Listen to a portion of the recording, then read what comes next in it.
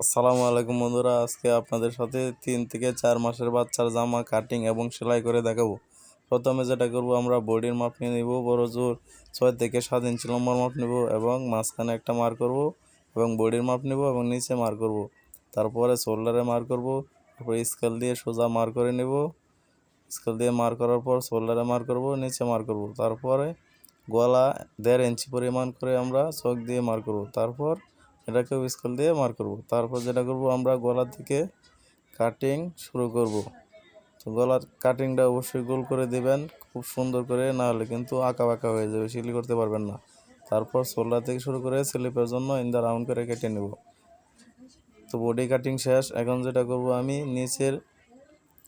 নিচের কাপড়, ঘেরের কাপড়টা নিয়ে নেব। তো জামা কতটুকু লম্বা দিবেন অতটুকু ফিতা ধরে লম্বা মাপটা নিয়ে নেবেন। তো 3 থেকে 4 মাসের বাচ্চা জামার লম্বা 14 থেকে 15 ইঞ্চি নিলে হবে। আমি 15 ইঞ্চি নিয়ে নিলাম এবং মাঝখান দিয়ে কাটিং করে নিলাম। জামা এবং বডি কাটিং শেষ এবং জামার নিচে কুচি বসবে, কুচির জন্য আমি এখানে কিছু কাপড় কেটে নিলাম। তারপর যেটা করব, আমি জামার স্লিপ কাটবো। স্লিপটা হবে মেগি স্লিপ, তাই আমি 3 থেকে 4 ইঞ্চি পরিমাণ করে লম্বা করে কেটে নেব। তো জামা এবং স্লিপ, নিচের গিয়ার সব কাটিং শেষ। এখন যেটা করব, আমি জামার নিচে যে কুচি বসবে সেই কুচিটা আগেই আমি ডবল করে সিলি করে নেব। তো বন্ধুরা দেখতে পাচ্ছেন কুচিটা আমি সিলি করে নিতেছি। তো কুচি সিলি করার পর যেটা করব, স্লিপটা প্রথমে মুখটা চিকন করে সিলি করে নেব। একটা স্লিপ সিলি করে নিলাম, দ্বিতীয় স্লিপটাও ঠিক সেমভাবে এভাবেই চিকন করে সিলি করে নেব। পরে যেহেতু মেগি স্লিপ, মাঝখানে কিছু কুচি হবে, মাঝখানে কুচিটিও দিয়ে দিলাম। তারপর যেটা করব, আমরা বডি টপ সিন আছে কিছু, টপ সিনটি আমরা সিলি করে নেব, যাতে জামাটা গায়ে দেওয়ার পর ফিটিং হয়, তাই ডোলডোলা না থাকে। তো বন্ধুরা, এখন জামার একটা বডি মাঝখান থেকে কেটে নেব, এখানে বাটন বসানোর জন্য। কারণ বাচ্চাদের গলা ছোটো হয়, এই জন্য মাথা যায় না জামার ভিতরে, এই জন্য এখানে বাটন বসাতে হবে। তো বাটনের গড়ের জন্য এবং বাটনের জন্য দুই পার্টে দুইটা আমি এভাবে সিলি করে নেব। তো সিলি করে নেওয়ার পর যেটা করব, সেটা হচ্ছে আমরা শোল্ডার জয়েন করব।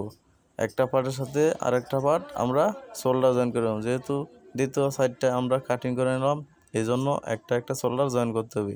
শোল্ডার জয়েনের পর গলাটা আমরা চিকন করে সিলি দিয়ে দিব। জামার গলাটা চিকন করে একদম পুরোটা গলায় আমরা সিলি করে নেব। তো গলা সিলির পর যেটা করব, আমরা জামার মাঝখানে কুচি বসানোর জন্য কিছু কাপড় নিয়েছিলাম, সেই কাপড়টা চিকন করে প্রথমে আমরা সিলি করব। তারপর এই কাপড়টা বাউ করে নেব, বাউ করে নিয়ে কুচি নিয়ে দেব।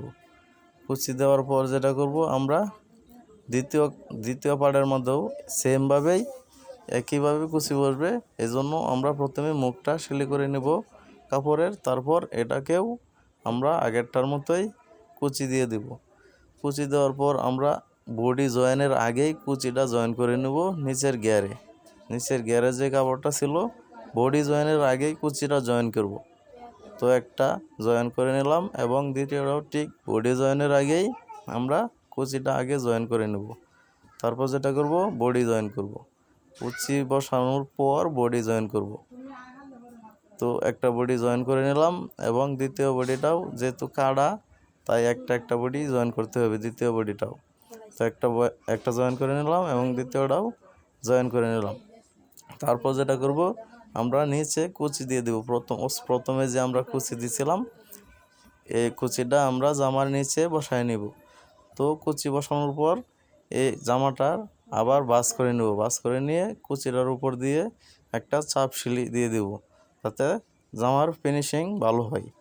তারপর দ্বিতীয় পার্টটাও ঠিক এভাবেই কুচিটা আগে বসায় নিব। কুচি বসানোর পর জামাটা বাউ করে একটা চাপ সিলি দিয়ে দিব, যাতে কুচিটা ফিনিশিং খুব ভালো আসে।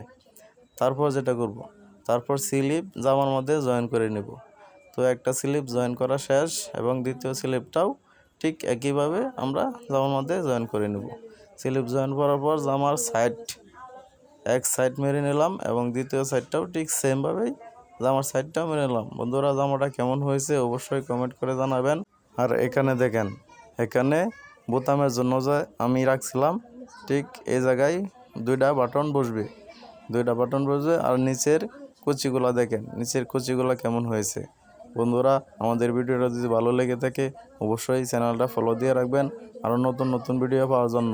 সকলে ভালো থাকবেন। আসসালামু আলাইকুম। আজ এই পর্যন্তই।